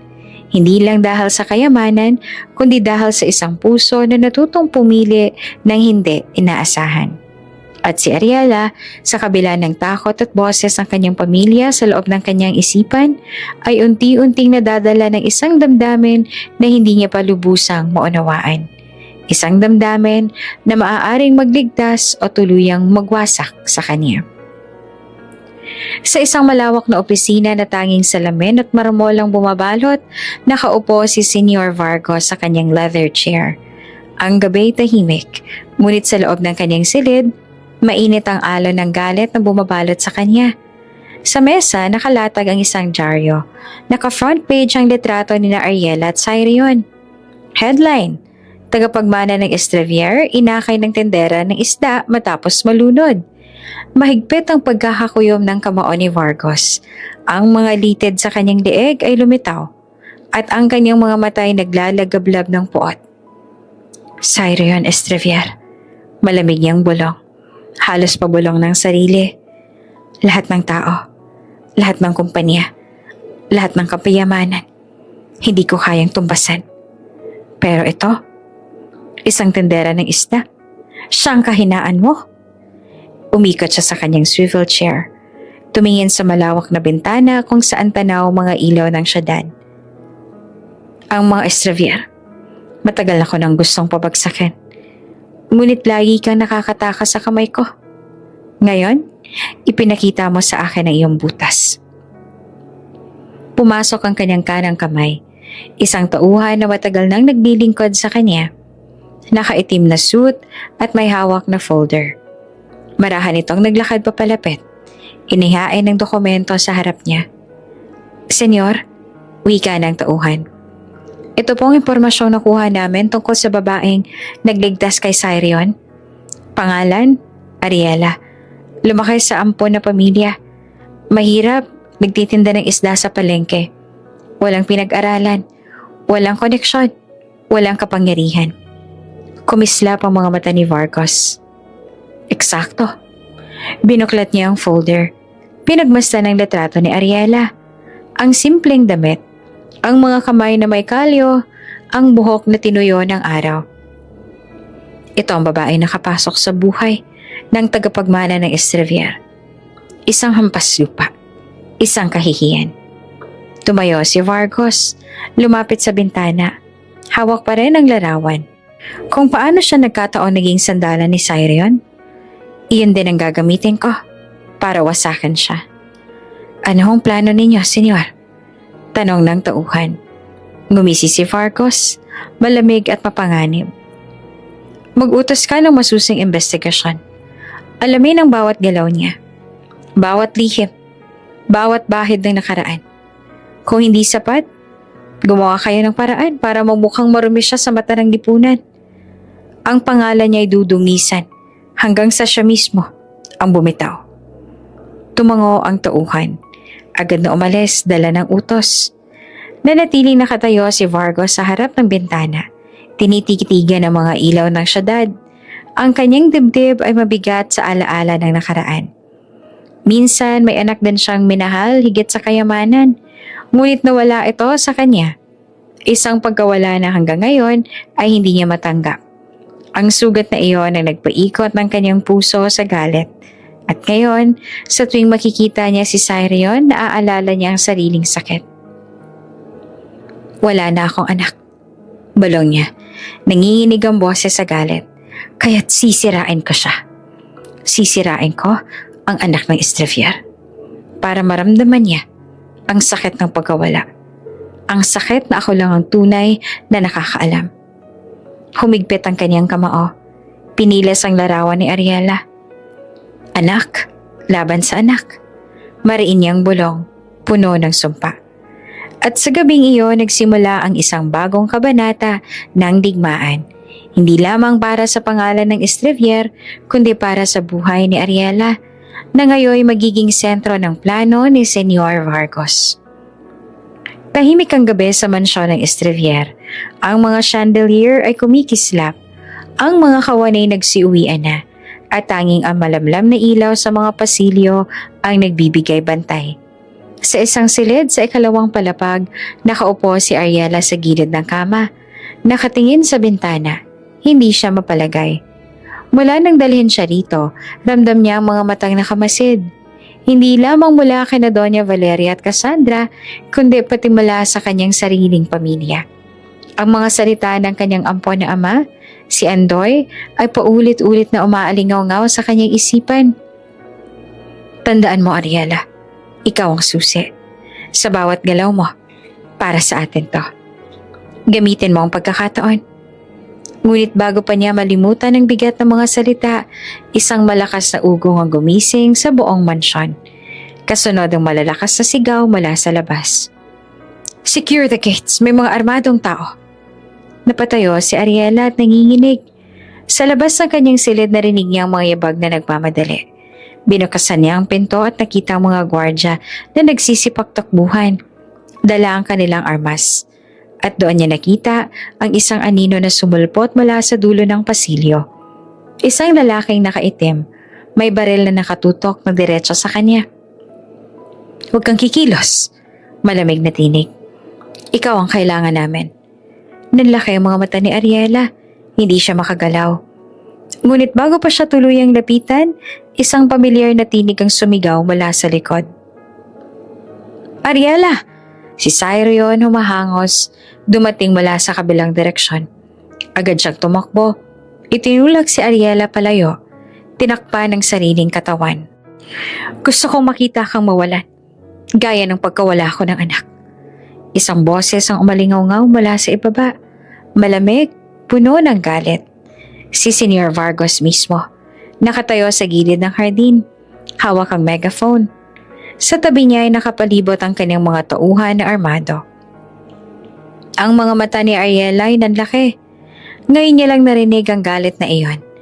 Galit na parang wala nang pakialam kung sino ang madadamay. Habang tumataas ang tensyon sa loob ng mansyon, biglang nagdilim ang lahat. Naputol ang kuryente. Sabay na namatay ang mga chandelier, mga ilaw sa pasilyo at maging ang mga kamera ng CCTV. Anong nangyari? Sigaw ng isang gwardiya. Sa dilim bumalik sa isip ni Ariela ang huling mga salita ng kanyang ampon na ama. Ikaw ang susi. Napahawak siya sa tip-tip. Diyos ko, sila bang may gawa nito? Sa ibaba ay nakangisi si Andoy, nakatago sa anino. Siya ang nagpatay ng kuryente gamit ang planong matagal nang nakahanda. Ngayon, bulong niya sa sarili. Habang abala sila, kukunin ko ang kayamanan ng Estrevier. Sa loob, naririnig ni Ariela ang pagkabasag ng mga bintana, ang pagsigaw ng mga tauhan at ang mga yabag na nag-uunahan. Ang mansyon ay tila naging pugad ng kaguluhan. Stay with me, sigaw ni Cyrion. Mahigpit na hawak ang kamay ni Ariela habang patakbo silang dumaan sa isang pasilyo. Ngunit naroon pa rin ang mga tauhan ni Vargas, nakaharang at muling nakatutok ang barel. Wala kang takas, Estrevier, sigaw ng isa. Ibibigay mo sa amin ang babae o dito ka na mamamatay? Nanginginig si Ariela, halos hindi siya makahinga. Ang barel ay nakatutok direkta sa kanyang noo. Ngunit bago pa tuluyang makalapit ang mga ito, isang malakas na ugong ang umalingaw-ngaw sa labas. Muling dumating ang mga helicopters, ang parehong 5 helicopter na sumaklolo noon. Ang kanilang spotlight ay sabay-sabay na tumutok sa mansyon. Tila pinunit ang kadiliman. Ang ingay ng mga rotor ay umalingaw-ngaw at sa gitna ng takot muling sumibol ang pag-asa. Ngunit hindi pa tapos ang laban. Ang dilim ng loob ng mansyon at ang ingay ng labas ay nagsanib at ang bawat sulok ay tila pugad ng panganib. Sa gabing iyon nagsimula ang unang pagsalakay, isang gabi ng takot at pagtataksil. Ngunit higit sa lahat, isang gabi kung saan magsisimula ang tunay na laban para kay Ariela. Laban para sa kanyang buhay, laban para sa tiwala ni Cyrion, at laban para sa lihim na tinatago ng kanyang sariling pamilya. Ang mansyon ng Estrevier ay lumubog sa kompletong dilim matapos maputol ang kuryente. Ang dating maliwanag na pasilyo na kumikislap sa mga chandelier, ngayon ay tila naging maze ng anino. Ang mga yabag ng tauhan ni Vargas ay naguunahan sa bawat sulok. Ang kanilang mga sigaw ay umuugong sa katahimikan ng gabi. Hinila ni Sirion si Ariela. Mahigpit ang kapit sa kamay nito. Sumunod ka sa akin. Kilala ko ang bawat pasilyo dito. Mabilis siyang bulong. Kahit natatakot, nagtiwala si Ariela. Ramdam niya ang init ng palad ni Sirion sa kabila ng ginaw ng paligid. At iyon lang ang tanging nagbigay sa kanya ng lakas. Dumaan sila sa makipot na hallway. Dahan-dahan ngunit mabilis. Iwas sa bawat sulok kung saan naroon ang mga kalaban. Sa dilim naririnig nila ang basag ng mga bintana, mga pinto na sinisipa at mga paanas na utos. Hanapin ang babae. Buhay o patay. Ibalik kay Senyor Vargas. Humigpit lalo ang kapit ni Ariela kay Sirion. Sirion, natatakot ako. Bulong niya. Huwag. Magtiwala ka sa akin. Mariing sagot ng binata, kahit ramdam ang bigat ng banta. Ngunit sa pagmamadali, nadulas ang paa ni Ariela sa marmol na sahig. Napasigaw siya ng mahina at natapilok. Sumalpok ang balikat niya sa isang malaking vase na nakapatong sa pedestal. Bumagsak ang vase, nabasag sa sahig, at umalingaw-ngaw ang tunog sa buong pasilyo. Andun sila! Sigaw ng isa sa mga tauhan. Hanapin ang babae! Naroon siya! Halos bumagsak ang puso ni Ariela sa kaba. Hinilit siyang muli ni Sirion. Ngunit mabilis na lumapit ang tatlong anino na armado. Ang isa ay agad na nagtaas ng baril. Diretso kay Ariela ang tutok. Kapag kumilos ka, babagsak siya. Banta ng lalaki. Nanigas si Ariela. Hindi siya makagalaw. Sa isang iglap, ramdam niya ang malamig na dulo ng baril na halos nakatutok na sa kanyang noo. Walang kasalanan ng babaeng yan. Sigaw ni Sirion. Itinulak ang sarili sa harapan ni Ariela. Tinakpan ang katawan nito ng sarili niyang dibdib. Ako na lang ang kunin ninyo. Ako ang kapalit niya. Nagkatinginan ng mga tauhan. Nag-aatubili. Alam nilang malaking bagay ang buhay ng tagapagmana ng Estrevier. Ngunit malinaw ang utos ni Senyor Vargas. Ang babae ang target. Hindi pwede. Malamig na sagot ng isa. Itinulak palapit ang barel. Ang gusto ni Senyor, siya. Kung ganon, dadaan muna kayo sa akin. Mariing sagot ni Sirion. Nakahanda siyang magsakripisyo. Kahit pa nangihina ang katawan mula sa aksidente sa dagat. Nanginginig si Ariela. Ang mga matay puno ng luha. Gusto niyang sumigaw, gusto niyang magmakaawa. Ngunit walang tinig na lumalabas sa kanyang bibig. Tanging pagtibok ng kanyang puso ang malakas sa loob ng kanyang tenga. At sa mismong sandaling iyon, isang malakas na ugong ang muling pumunit sa langit. Umalingaw-ngaw ang tunog ng 5 helicopters. Mula sa mga bintana at bubong, pumasok ang matinding liwanag ng kanilang spotlight. Tumagos sa dilim at tumutok sa mga pasilyo ng mansyon. Alpha Team, pasok! Sigaw ng isang boses mula sa radyo. Mabilis na bumaba ang mga lubid mula sa itaas. Isa-isang sumulpot ang mga armadong tauhan. Nakasuot ng tactical gear at may bitbit na barel na mas makapangyarihan pa kaysa sa hawak ng mga tauhan ni Vargas. Ang mga anino sa paligid ay biglang naglaho. Napalitan ng liwanag at tunog ng mga yabag na puno ng disiplina. Nagulat ang mga tauhan ni Vargas. Umatras! May reinforcement sila! Sigaw ng isa. Sa sobrang gulat, hindi agad nakapaputok ang nakatutok na baril kay Ariela. Sa halip, mabilis na pinaluhod ng isang tactical soldier ang lalaking armado gamit ang isang malakas na hampas ng baril. Clear the principal! Clear the girl! Sigaw ng commander. Hinila agad si Sirion at Ariela ng 2 sundalo. Itinago sila sa isang ligtas na sulok ng hallway. Ramdam ni Ariela ang hingal ni Sirion, ngunit hindi ito binitiwan ng kamay niya kahit isang saglit. Safe na kayo, sir. Sabi ng isa sa mga rescuer. Dali na natin sila palabas. Ngunit sa gitna ng liwanag, naroon pa rin ang takot sa puso ni Ariela. Ang dilim ay hindi pa rin ganap na nawawala sapagkat alam niyang kahit na iligtas sila ng mga helicopter, hindi pa tapos ang laban. Si Senyor Vargos ay naroon pa rin at ang kanyang anino ay patuloy na nakapalibot sa kanila. Ang gabing iyon ang tinawag nilang itim na gabi. Isang gabi ng takot, pagtataksil at pag-asa.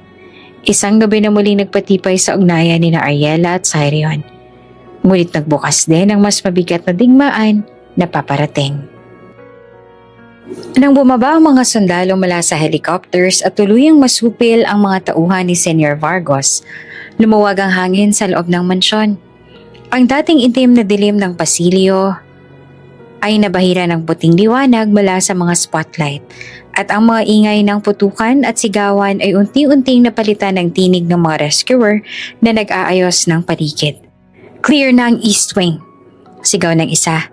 Ligtas na ang principal, dagdag ng isa pa.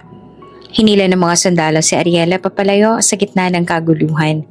Nanginginig pa ang kanyang katawan at halos hindi siya makapaniwala na nakaligtas siya sa baril na halos pumutok na kanina.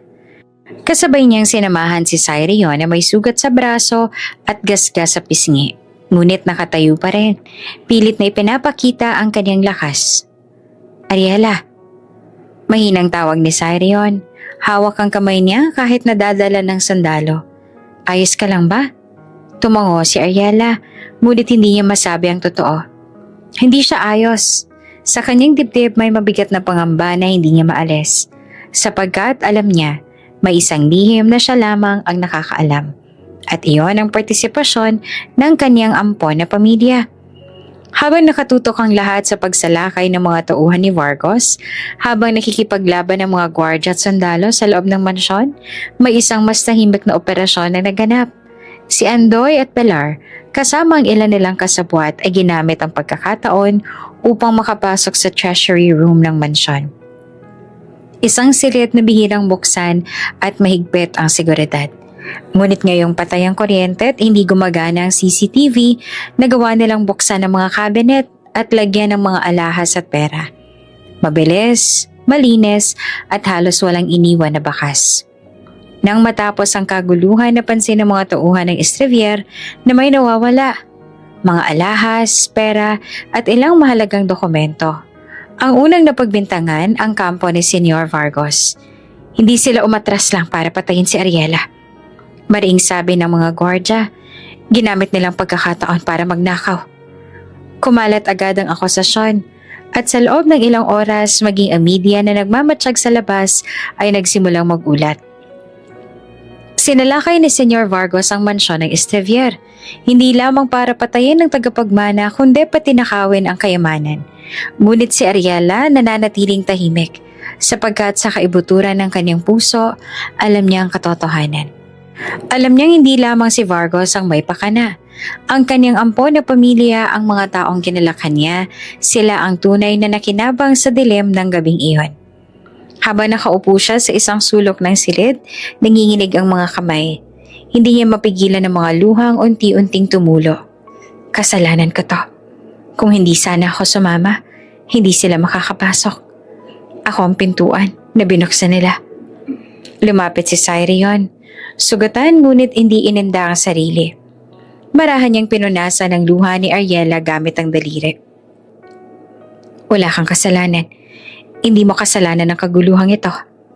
Mahinang sabi niya. Kung may mananagot, si Vargos yon at hindi ikaw. Ngunit hindi iyon kayang paniwalaan ni Ariela. Sa bawat pintig ng puso niya, paulit-ulit niyang naririnig ang boses ni Andoy at Pilar. Ikaw ang susi. Para sa atin ito. Hindi niya kayang sikmurain ang bigat ng katotohanan. Hindi niya kayang makita si Sirion na patuloy na nagtitiwala sa kanya, habang sa likod naman ng lahat, siya mismo ang naging tulay ng pagnanakaw. Kaya isang desisyon ang kanyang ginawa. Kinagabihan habang abala ang lahat sa pagbibilang ng nawawalang kayamanan at paghahanda ng media statement ng pamilya Estrevier, dahan-dahang lumabas si Ariela sa kanyang silid. Tahimik siyang naglakad sa pasilyo. Iwas sa mga bantay at pinagtaas ang hagdan pababa. Bago siya makalabas ng pinto, muli niyang nilingon ang mansyon. Ang mga ilaw ay muling bumalik at ang buong bahay ay muling nagningning sa karangyaan. Ngunit para sa kanya, isa itong kulungan ng kasalanan at alaala ng kahihiyan. Patawad, Cyrion. Mahina niyang bulong. Pero hindi ako bagay dito. Ayoko madamay ka pa. At tuluyan siyang naglakad palayo, dala ang bigat ng kasalanan. Ang takot na baka lumabas ang katotohanan. At ang sakit na iniwan ng taong nagsimula ng maging mahalaga sa kanya. Nang muling marating ni Ariela ang palengke, bumalik siya sa amoy ng isda, sa tunog ng pagtawad ng mga tao, at sa kalbaryo ng dati niyang buhay. Ngunit ngayon mas mabigat na ang lahat, sapagkat dala niya na hindi lamang ang kahirapan, kundi pati ang konsensya ng isang lihim na maaari niyang ikapahamak. At sa likod ng lahat, nananatiling nakabitin ang tanong, kapag natuklasan ni Cyrion ang katotohanan, kaya pa ba siya nitong patawarin? Muling bumalik si Ariela sa palengke, dala ang bigat ng kahapon at ang takot na madamay pa si Cyrion sa mga lihim ng kanyang ampong pamilya. Ang ingay ng mga tinderang sumisigaw ng isda sa limang isda at ang amoy ng dagat ay pamilyar. Ngunit para sa kanya ngayon, tila ba mas mabigat iyong kulungan. Habang nakikipagtawaran siya sa isang mamimili, napansin niya ang bulungan ng mga tao. May ilan na nakatingin, may ilan na palihim na kumukuha ng litrato. Hindi niya ito pinansin. Sanay na siya sa mapanuring mata. Ngunit hindi niya inaasahan ang sumunod na pangyayari. Ariela, umalingaw-ngaw ang tinig na iyon sa buong palengke. Paglingon niya, bumungad ang figura ni Cyrion. Basang-basa ng pawis. Humahangos, ngunit diretsong hakbang papalapit sa kanya. Sa likod nito may kasamang bodyguards at ilang mamamahayag na tila ba nauna pang nakarating kesa sa kanya.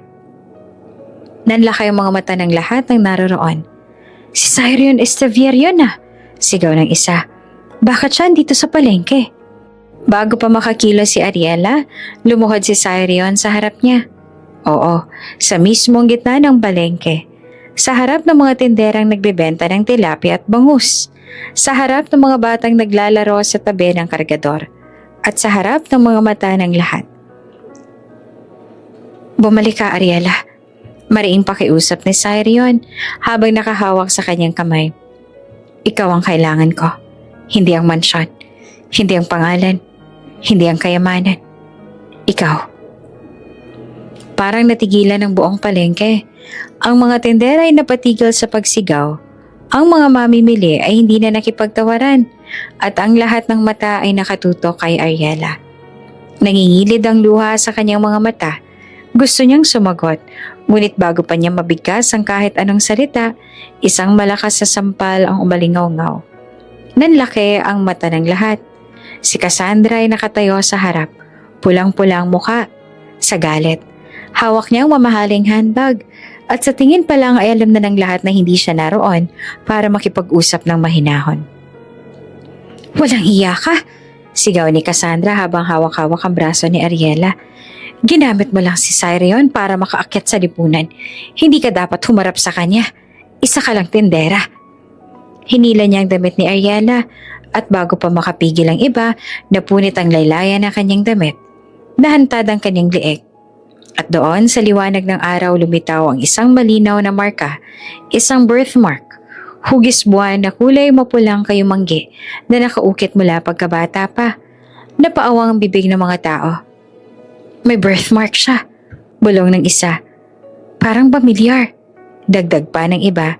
Mabilis na naglabas ang cellphone ng isang mamimili. Kinuhanan ng video ang buong eksena. Mula sa paglapit ni Cyrion hanggang sa pagsampal at pagpunit ni Cassandra hanggang sa paglantad ng birthmark ni Ariela. At bago pa matapos ang araw, kumalat na ito online. Hashtag, tindera tagapagmana. Hashtag, birthmark ng babae. Dalawang trending topic. Sa loob ng kanyang opisina pinapanood ni Senior Vargos ang video. Napatigil siya. Nagningning ang mga kamay habang nakatitig sa screen ng tablet. Ang birthmark na iyon, hindi siya maaaring magkamali. Iyon ang parehong marka na nasa lieg ng kanyang anak na nawala noon pa man. Parang biglang tumigil ang kanyang mundo. Sa lahat ng taon ng kanyang paghahanap, sa lahat ng sakit ng pagkawala. Ngayon lang muling bumalik ang alaala ng anak na iniyakan niya sa gabi. Anak ko, bulong niya at halos maiyak ngunit nagpipigil. Ngunit agad din pumasok ang galit sa kanyang dibdib. Hindi siya basta-basta maniniwala. Kailangan niya ng patunay. Tinawag niya ang kanyang pribadong investigador, isang lalaking nakaitim na coat na laging nakatago sa anino. Kunin mo ang DNA niya ng palihim. Mariing utos ni Vargas. Hindi ako titigil hanggang hindi ko alam ang katotohanan. Kung siya nga, babaliktad ang lahat. Tumango ang lalaki, agad na umalis dala ang utos. Samantala sa palengke yakap-yakap ni Cyrion si Ariela, habang ang mga tao ay nag-uusyoso pa rin. Si Cassandra naman ay tulala. Hindi makapaniwala sa nangyari. Ngunit ang kanyang mga matay puno ng pangako ng muling paghihigante. At si Ariela, hawak-hawak ang sariling dibdib. Nanginginig pa rin. Hindi niya alam kung ano ang mas mabigat. Ang kahihiyan sa harap ng lahat o ang bigat ng misteryong biglang lumabas dahil sa isang birthmark na matagal niya nang kinalimutan. Mainit pa rin ang usapan sa palengke matapos ang kahihiyang dinanas ni Ariela. Nagsiksika ng mga tao. Hawak ang kanilang cellphone habang ang mga bulungan ay parang mga punyal na paulit-ulit na tumatama sa kanya. Ngunit sa gitna ng lahat ng iyon, mahigpit ang hawak ni Cyrion sa kamay niya. Para bang ayaw siyang pakawalan kahit ano pang sabihin ng mundo. Bakit ka lumalayo, Ariela? Sigaw ni Cyrion na malinaw na dinig ng lahat. Nais lang naman kitang mas makilala pa. Napatigil ang mga tao. Ang mga tendera ay napatakip ng bibig at ang mga mamimili ay napahinto sa kanilang pagbili. Parang naging teatro ang palengke at sila ang pangunahing tauhan sa isang dramang walang sino man ang makakaiwas. Ngunit bago pa makasagot si Ariela, isang malamig na tinig ang pumunit sa hangin. Cyrion? Lumingon siya at doon bumungad si Doña Valeria. Nakatayo siya sa gilid ng palengke. Nakaitim na bestida. Nakataas ang baba. At ang mga matay matalim na nakatuon kay Ariela. Sa kanyang tabi nakatayo ang ilang bodyguards. Parang mga haliging handang sumalo ng utos anumang oras. Lumapit siya. Ang bawat takbang ay sinusundan ng katahimikan ng crowd. Layuan mo siya, Cyrion. Ang tulad niya hindi nararapat sa uri natin. Umigting ang kaba sa dibdib ni Ariela. Hindi niya alam kung sino ang kukuha ng lakas para sumagot. Kaya't napayuko na lamang siya. Ngunit si Cyrion hindi natinag. Hindi, Mama. Mariing sagot niya. Hindi ako lalayo sa kanya. Nag-ikot ng tingin si Doña Valeria at sinipat ang mga taong nakapaligid at saka ibinalik ang titig sa anak. Hindi mo alam ang sinasabi mo. Isang tendera ng isda. Hahayaan mo bang sirain ng isang gaya niyang pangalan ng Estrevier? Ngunit hindi na napigilan ni Cyrion ang bugso ng damdamin. Tumayo siya sa gitna ng palengke. Hinila si Ariela palapit at doon siya nagsimulang magsalita. Hindi lamang sa ina, kundi sa lahat ng tao na nakikinig. Alam mo ba kung bakit ako nahulog sa kanya? Tanong niya na malakas, malinaw at puno ng damdamin. Tahimik ang lahat. Minsan noong kabataan ko, patuloy niya, naglayas ako. Pagod na ako sa mga utos, sa presyon, sa pangalan ng Estrevier. Gusto kong maranasan ang buhay ng isang ordinaryong tao, kahit isang araw lang. Ngunit sa kalye, wala akong pera, wala akong makain, at muntik na akong mawalan ng malay dahil sa gutom. Napasapong mga tao, nakikinig ang buong atensyon. At doon, ngumiti siya kay Ariela, puno ng alaala. May isang batang tendera ng isda. Nilapitan niya ako. Inabutan ng libreng isda at sabay sabi, "Maswerte ka, kilala mo ang magulang ko. Samantalang ako, ampon lang." Nalaki ang mga mata ni Ariela. Hindi niya akalaing naaalala pa iyon ni Cyrion. Isang simpleng sandali sa kanyang murang edad. Isang gabing halos wala siyang kita, ngunit pinili pa rin niyang tumulong sa isang estranghero. At doon ko nadama, patuloy pa ni Cyrion, na kahit gaano ako kapigo bilang anak ng isang makapangyarihang pamilya, na maswerte pa rin ako. Dahil may pamilya akong babalikan. At siya, si Ariela, siyang nagpapaalala sa akin nun. Humigpit ang hawak niya sa kamay ni Ariela, sabay lingon kay Doña Valeria. Doon ako nahulog. Siya ang unang babae nagbigay sa akin ng pag-asa. Siya ang dahilan kung bakit ako bumalik sa pamilya natin noon. At ngayon, siya rin ang dahilan kung bakit nalaban ako muli. Kahit ikaw pang humadlang, Mama. Umalingaw-ngaw ang bulungan ng mga tao. May mga napangiti, may mga kinilabutan, at may ilang palihim na napaluha. Si Doña Valeria ay hindi makapaniwala. Ang anak niyang laging sumusunod sa kanya ngayon hayagang sumasalungat. At sa harapan ng napakaraming tao, ang malamig niyang titig ay naging apoy ng galit. Ngunit walang lumabas sa salita. Si Cassandra na nakatayo sa gilid ay halos malaglag ang panga. Hindi niya akalain na mismong si Cyrion ang magbubunyag ng ganoong kwento. At ang kwento pa ay naglalagay kay Ariela sa pedestal ng puso ng binata. At si Ariela, nanginginig, naluluha, ngunit sa unang pagkakataon, nakaramdam ng kakaibang lakas. Lakas na mula sa pag-amin ni Cyrion, mula sa alaala ng kanilang nakaraan, mula sa pag-ibig na pilit niyang iniwasan, ngunit ngayon ay hindi niya na maitatanggi. Sa gitna ng palengke, sa harap ng lahat, muling ipinaglaban ni Cyrion ang kanilang pagmamahalan. At sa sandaling iyon, nagsimulang mabura ang mga pangungutya sa paligid. Napalitan ng bulungan ng paghanga at tanong na, totoo kayang pag-ibig ang namamagitan sa kanila? Ngunit sa ilalim ng lahat ng iyon, alam nilang hindi pa tapos ang laban. Sapagkat ang mga salita ni Cyrion ay siyang lalong magpapagalit kay Doña Valeria at magtutula kay Cassandra sa sukdulang paghihigante. At higit sa lahat, ito rin ang magbubukas ng susunod na kabanata, ang masakit na katotohanan na magpapapagsa kay Cyrion. Mainit pa rin ang hangin ng palengke matapos ang mga salitang binitiwan ni Cyrion. Nakatayo siya sa gitna ng lahat. Hawak ang kamay ni Ariela at ipinahayag ang dahilan kung bakit siya nahulog dito. Ang mga tao ay bulong ng bulong. Ang ilan ay tila naiiyak at ang iba na may kinikilig na parang nanonood ng isang palabas. Ngunit bago pa man masundan ng isang pagsalita, biglang nanginig ang katawan ni Cyrion. Cyrion? Sigaw ni Ariela.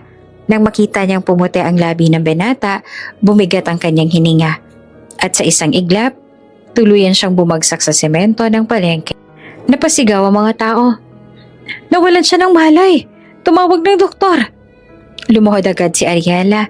Niyakap ang ulo ni Cyrion at tinagot ang kanyang pisngi. Cyrion, gumising ka. Huwag mo akong iiwan. Nanginginig ang kanyang tinig. Nangilid ang luha sa kanyang mga mata. Mabilis na lumapit ang mga bodyguard at may sumigaw ng, ambulansya ngayon din! Habang nagkakugulo ay naroon si Cassandra. Sa halip na maawa siya ay natawa. Tingnan niyo. Ito ba ang lalaki nagmamakaawa para sa isang tendera? Ni hindi niya nga kayang panindigan ang pinili niya. Kahit katawan niya sumuko na. Ang kanyang tinig ay parang palakol na tumama sa puso ni Ariela. Ngunit imbes na bumitiw, lalo niyang hinigpitan ng hawak kay Cyrion. Huwag kang magsalita ng ganyan. Hindi mo alam ang pinagdadaanan niya. Ngunit si Cassandra ay lalo pang umisi. Pinili niya ang isang hampas lupa kaysa sa akin. At ngayon, tingnan mo kung saan siya napunta. Nakahandusay sa putik ng palengke. Habang ikaw ay umiiyak naman na parang bata. Nakakatawa. Galit ang umaapaw sa mga tao. Ang ilan ay napatingin kay Cassandra ng may pandidiri.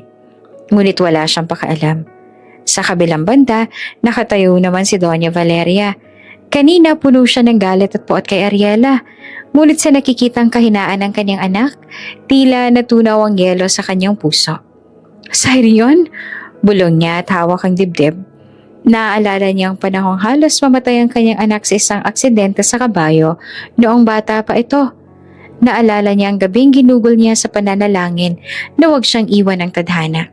At ngayon, naririto na naman siya. Nakahandusay, naghihingalo. Ngunit higit sa lahat, nakita niya ang pagkakaiba. Noon, mag-isa siyang lumaban para sa kanyang anak. Ngayon, naroon si Ariela. Isang dalagang handang ipaglaban at yakapin si Cyrion sa kabila ng lahat ng panganib at kahihiyan. Hindi siya kalaban. Bulong ni Doña Valeria sa sarili. Siyang babaeng nagbigay ng pag-asa kay Cyrion, kahit noon pa man. Dumating ang ambulansya, isinakay si Cyrion sa stretcher, habang si Ariela ay hindi bumitiw sa kanyang kamay. Sasamahan kita, saan ka man dalhin? Aniya na nanginginig ang tinig. Habang umaandar ang ambulansya ay nakaupo si Doña Valeria sa tabi. Tahimik siyang nakatingin kay Ariela. At sa unang pagkakataon, hindi puot ang laman ng kanyang mga mata.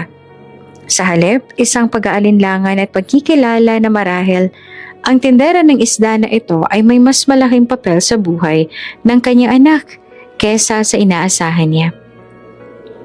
Sa kanyang isip, malinaw ang mensahe. Si Ariela ang babae na hindi niya kailanman kayang bilhin o kontrolin. Ngunit siya rin ang tanging makakapagbigay ng lakas kay Cyrion na mabuhay. At sa gabing iyon, nagsimula ang pagbabago sa puso ng Reyna Estrevier. Tahimik ang loob sa ospital. Sa isang silid na puno ng ilaw at malamig na hangin, nakahiga si Cyrion. Maputla at mahina. Nakatabi sa kanyang kama si Ariela. Hawak ang kamay niya. Habang si Doña Valeria ay nakaupo naman sa isang gilid, hindi siya mapakali. Ang pinto ay biglang bumukas. Dumating ang isang pribadong investigador. Dala ang isang selyadong sobre. Lumapit ito kay Senyor Vargos, na naroon din sa silid. Mabigat ang bawat hakbang at ang lahat ng naroroon ay tila huminto ang hininga. Senyor, wika ng investigador. Iniabot ang sobre. Narito na po ang resulta ng DNA test. Dahan-dahan itong binuksan ni Vargos. Ang kanyang mga daliri nanginginig habang inuhugot ang papel. Sa bawat segundo, mas lalo pang bumigat ang atmosfera. Nang tuluyang mabasa ang nilalaman na papikit siya at ang mga matay na puno ng luha. Ariela, bulong niyang halos hindi makapaniwala. Ikaw nga ang anak ko. Nanlaki ang mga mata ni Ariela. Anak? Halos hindi siya makapagsalita.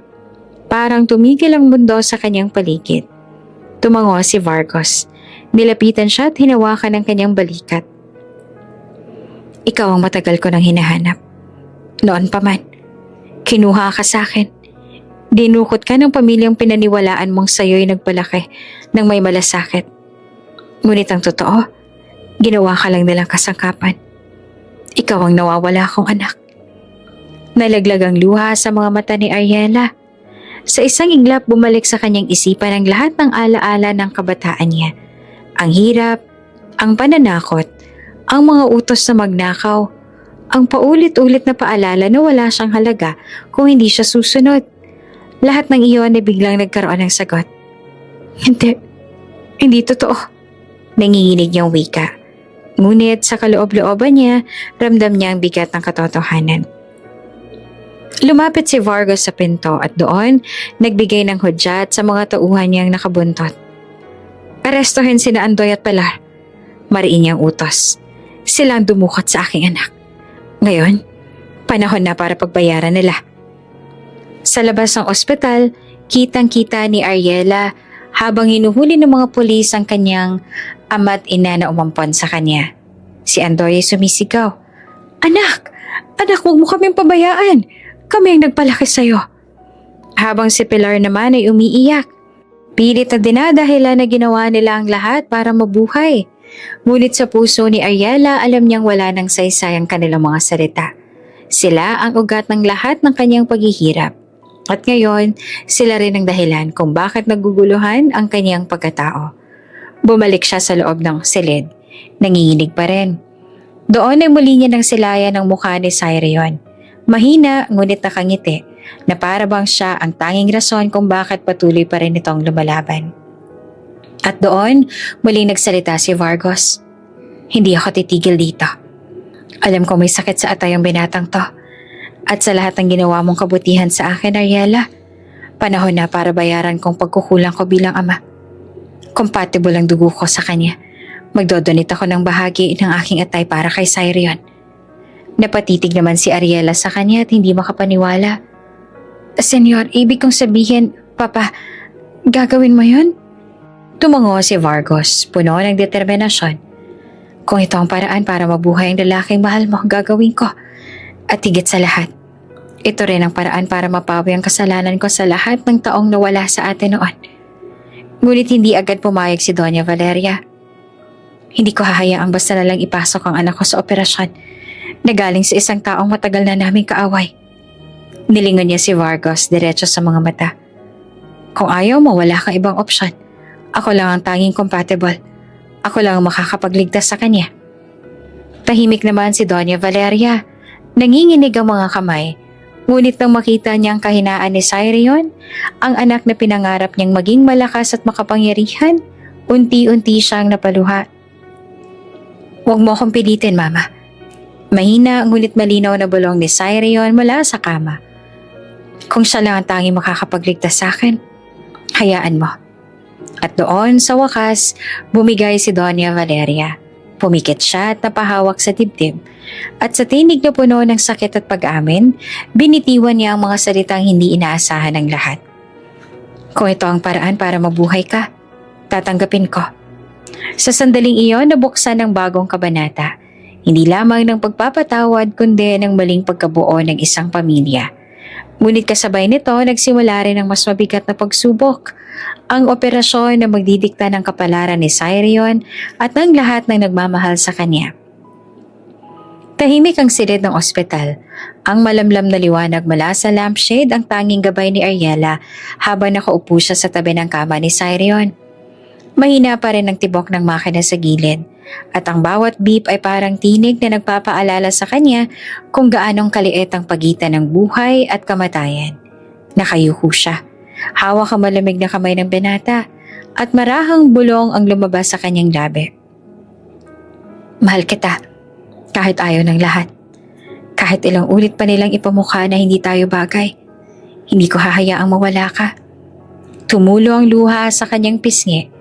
Sa mga araw na lumipas, nasaksihan niya ang lahat ng operasyon, ang pagdurugo at ang halos pagbitaw ni Cyrion. Ngunit ngayon, habang nakatitig siya rito, may kakaibang pag-asa na pumupuno sa kanyang dibdib. At sa gitna ng kanyang pag-iyak, gumalaw ang daliri ni Cyrion. Nanlaki ang mga mata ni Ariela. Cyrion? Dahan-dahan dumilat ang mga mata ng binata. Maputla pa rin ang kanyang mukha. Ngunit sa bawat segundo, bumabalik ang liwanag dito. Ariela, mahinang tinig ang lumabas sa kanyang bibig. Parang bumagsak ang lahat ng bigat sa puso ni Ariela. Niyakap niya ang kamay nito at halos mapasigaw sa tuwa. Salamat sa Diyos na gising ka na. Ngumiti si Cyrion. Mahina ngunit puno ng damdamin. Narinig kita kahit tulog ako. Narinig ko na mahal mo ako, kaya bumalik ako. Napaluha si Ariela at ang mga salitang yon ang siyang nagpatibay ng kanyang loob. Kinabukasan matapos ang operasyon at habang nagpapahinga si Cyrion, nagdesisyon si Ariela na gawin ang matagal niya ng pinaplano. Humarap siya sa pamilya Estrevier at kay Senior Vargos, dala ang isang maliit na kahon. Binuksan niya ito at doon lumitaw ang mga alahas, pera at ilang dokumento na ninakaw ng kanyang ampon na pamilya noong sumalakay sa mansyon. Isinoli ko ng lahat ng ninakaw nila. Mariin niyang sabi. Ayoko manatili sa anino ng kanilang kasalanan. Gusto ko magsimula ng malinis. Hindi bilang kasangkapan ng iba, kundi bilang ako, si Ariela. Tahimik ang lahat. Ang mga tauhan ng Estrevier ay nagbulungan at si Doña Valeria ay napatingin sa kanya. Hindi na ganoong kalamig ang mga mata. Ngunit ang pinakamalakas ang naging tugon mula kay Senior Vargos. Lumapit siya. Mahigpit na yakap ang ibinigay kay Ariela at sa unang pagkakataon naramdaman niyang buo siya bilang ama. Hindi ka na muling mawawala sa akin. Bulong ni Vargos sa nanginginig ang tinig. Pinilit kong takpan ng sugat ang pagkawala mo sa loob ng maraming taon. Ngunit ngayon hindi na. Ngayon nahanap na kita. Napahagulgol si Ariela. Hinayaan niyang bumagsak ang lahat ng bigat na matagal niya na ang dala. Ang sakit ng pagiging ampon, ang hiya ng pagiging tindera, at ang bigat ng mga lihim ng kanyang nakaraan. Sa yakap ng kanyang tunay na ama, lahat ng iyon ay napawi. Magkasama silang umiyak. Ang bawat patak ng luha ay parang pagbubura ng mga taong nawala sa kanilang mag-ama. Magkasama rin silang nagkwentuhan tungkol sa mga panahong hindi nila nakasama ang isa't isa, tungkol sa mga pangarap na hindi natupad, at tungkol sa bagong kinabukasang haharapin nila. Sa huli, isang pangako ang kanilang binitiwan. Pangakong hindi na sila muling maghihiwalay. At habang nakatanaw si Ariela kay Sirion na mahimbing na natutulog, hawak ang kamay ng kanyang ama, alam niyang sa kabila ng lahat ng pinagdaanan niya, mula sa palengke hanggang sa mansyon, mula sa kahihiyan hanggang sa pagtanggap, natagpuan niya ang dalawang pinakamahalagang bagay sa kanyang buhay. Ang pag-ibig ng isang lalaki at ang yakap ng kanyang tunay na pamilya. Makalipas ang ilang linggo ng operasyon at muling paggaling ni Sirion, dumating ang pinakahihintay na araw. Sa isang ingrandeng pagtitipo na ginanap sa gitna ng hardin ng Estevier Mansion, nagtipo ng pinakamakapangyarihang tao sa bansa, mga negosyante, politiko, artista at mga kaibigan ng dalawang pamilya. Isang entablado ang itinayo, puno ng puting bulaklak at gintong dekorasyon. Ang mga chandelier na nakasabit sa labas ay kumikislap na tila bituin. Ang mga mamamahayag ay handang-handa sa kanilang mga kamera. Ang buong bansay nag-aabang sapagkat ito ang araw na ipapahayag ang pagkakakilanlan ng babaeng minsang tinawag na tindera ng isda, si Ariela. Lumabas si Senyor Vargos, hawak ang mikropono. Ang kanyang tinig ay mabigat ngunit puno ng pag-asa.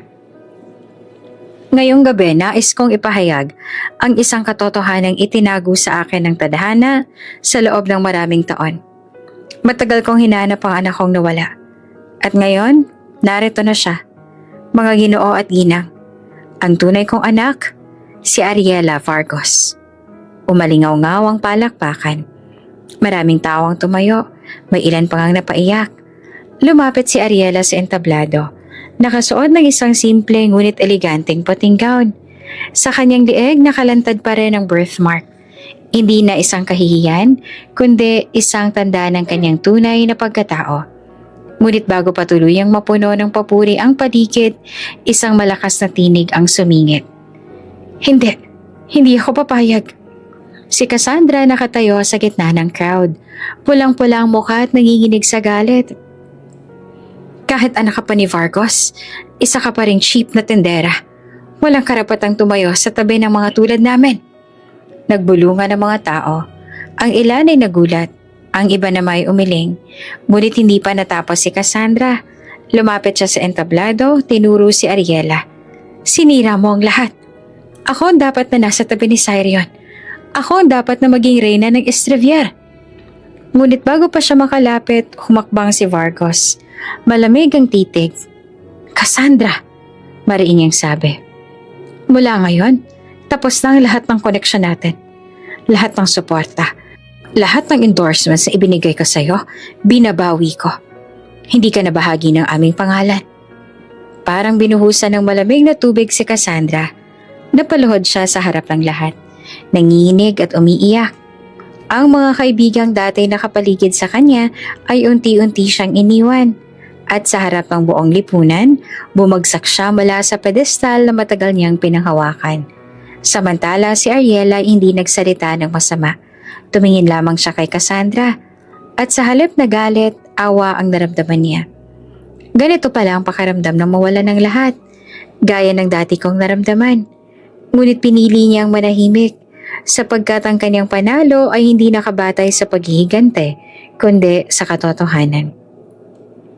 Lumapit si Sirion, nakasuot ng itim na suit at hinawakan ng kamay ni Ariela. Wala na makakapaghiwalay sa atin. Hindi na ako hihinto sa laban na ito dahil ikaw ang buhay ko. Lumapit din si Doña Valeria. Matagal siyang nakatingin kay Ariela bago marahang umiti. Isang ngiting bihirang makita. Kung siyang pumigil sa'yo noon para mabuhay, ngayon, siya rin ang dahilan kung bakit ka lumalaban. At bilang ina, paano ko tatanggihan ang babaeng yon? Magkahawak ang kanilang kamay, si Doña Valeria, si Vargos, si Sirion, at si Ariela. Sa unang pagkakataon sa mahabang kasaysayan ng dalawang pamilya, nagkaisa sila. Umalingaw ang hiyawan at palakpakan ng mga tao.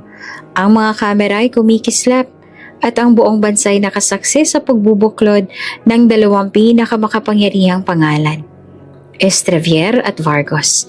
Hindi sa pamamagitan ng negosyo, kundi sa pamamagitan ng pag-ibig at kapatawaran. At sa himpapawid, muling daw magundong ang ugong. 5 helicopters ang sabay-sabay na pumailan lang. Ang kanilang mga spotlight ay sabay na tumutok sa entablado. Ngunit ngayon, hindi na ito simbolo ng takot o pang-aalipusta. Ito ay naging sagisag ng bagong simula, ng kapatawaran, pagkakaisa at walang hanggang pag-ibig.